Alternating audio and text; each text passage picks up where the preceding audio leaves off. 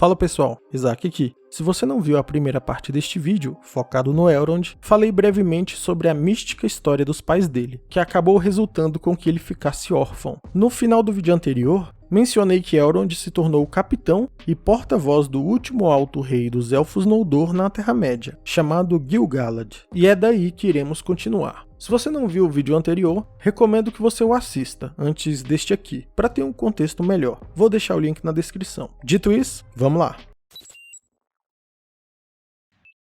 1. Elrond, um elfo plebeu ou um alto elfo Noldor? Pessoal, este aspecto da vida de Elrond é muito interessante, porque demonstra que muitas vezes, mesmo numa situação de desgraça, as coisas podem acabar resultando em algo inimaginavelmente bom. O famoso Deus escreve por linhas tortas. Se você não estiver entendendo ainda, fique tranquilo porque você vai entender. Elrond e seu irmão Elros, quando ainda eram criancinhas, tiveram seu lar devastado, pois, como mencionei no vídeo anterior, os filhos de Fëanor invadiram sua terra natal em busca de uma das joias Silmarils. E isso acabou resultando que Elrond e seu irmão perdessem de uma só vez o pai e a mãe deles. A dupla de meio-elfos mestiços foi então adotada por Maglor, um dos filhos de Fëanor, que no início não gostavam muito deles, mas que, com o passar do tempo, passou a amá-los profundamente, e até mesmo os adotou como seus próprios filhos. Elros, o irmão gêmeo de Elrond, escolheu pertencer à raça dos homens e se tornou o primeiro rei de Númenor. Já Elrond escolheu ser um dos elfos imortais. Porém,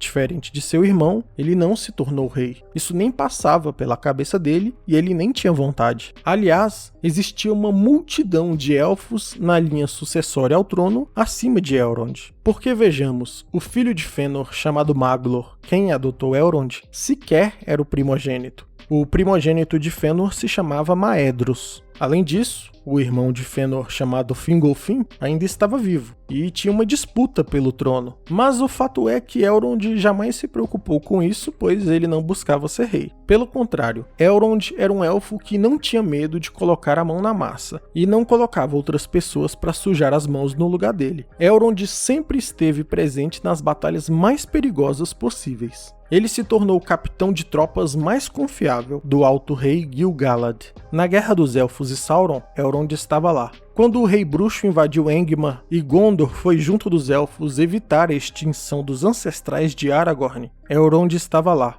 Após a fundação de Valfenda, por 6 anos, resistindo ao cerco dos exércitos de Sauron, Elrond estava lá. Na Guerra da Última Aliança, quando Elendil e Gil-galad derrotam Sauron e ele perde um anel, Elrond também estava lá. Mesmo após tantas batalhas, ele ainda se tornou um conselheiro de todos os povos livres da Terra-média, não apenas dos Elfos, e teve extrema importância em sediar e formar a Sociedade do Anel. Entretanto, mesmo que jamais tenha buscado o título de rei, a nobreza o perseguia. Vejam bem, lembram que eu disse que havia uma multidão de elfos na linha sucessória antes dele? Bem, de fato havia, mas os Elfos Noldor, em especial os filhos de Fëanor, se tornou um povo amaldiçoado, e além disso, não paravam de guerrear. Com isso, eles começaram a morrer. O irmão de Fëanor, Fingolfin, morreu nas mãos de Morgoth. O filho mais velho de Fëanor, Maedhros, morreu. O pai adotivo de Elrond, Maglor, também acabou morto.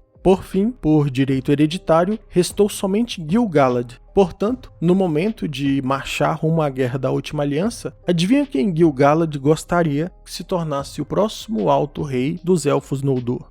Isso mesmo, aquele elfo mestiço adotado. Por isso que eu falei no começo que mesmo daquela situação trágica, algo de positivo havia surgido. Contudo, Elrond, em sua enorme humildade, recusou reivindicar o título de Alto Rei, pois ele disse que não gostaria de governar sobre os elfos, e tão somente aconselhá-los, e por isso foi chamado de Senhor, e não Rei de Valfenda. Entretanto, ele aceitou herdar o Anel de Poder de Gil-galad, e ao lado de Gandalf e Galadriel se tornou um dos portadores dos Anéis Élficos. 2. A relação de Elrond e os Anões. Quando Sauron tentou manipular os Elfos por meio dos Anéis de Poder e não deu certo, ele declarou guerra contra eles, para retomar os Anéis de Poder e entregá-los 7 aos Anões e 9 aos Homens, que se tornariam os Nazgûl.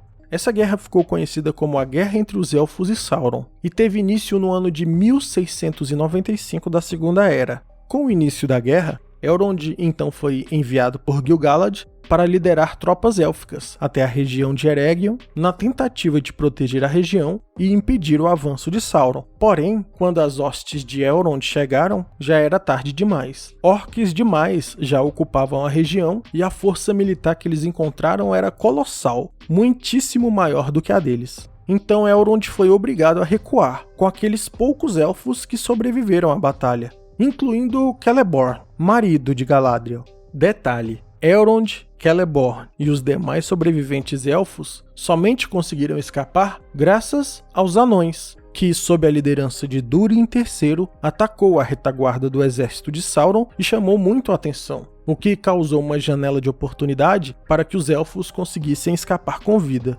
Esse é, dentre outros, um dos motivos que levaram Elrond a ser tão mais tolerante aos anões do que o resto de seu povo, porque ele, pessoalmente, foi indiretamente salvo por eles. 3. A fundação de Valfenda. Elrond fundou Valfenda antes do rei élfico Gil-galad morrer, e portanto antes da derrota de Sauron ao fim da Segunda Era. Como acabamos de ver, Gil-galad enviou Elrond para a região de Eregion, para tentar barrar as tropas de Sauron de avançar. Não deu certo, e ele foi obrigado a recuar, tendo conseguido fugir com êxito graças à intervenção dos anões, que atacaram a retaguarda dos exércitos de Sauron. Foi durante os próximos 2 anos, em 1697 da Segunda Era, que Elrond fundou Valfenda, aos pés das Montanhas Enevoadas, que serviria tanto de refúgio quanto de fortaleza de guerra, porque após a fundação de Valfenda, pelos próximos 4 anos, Sauron cercou e tentou destruir a cidade.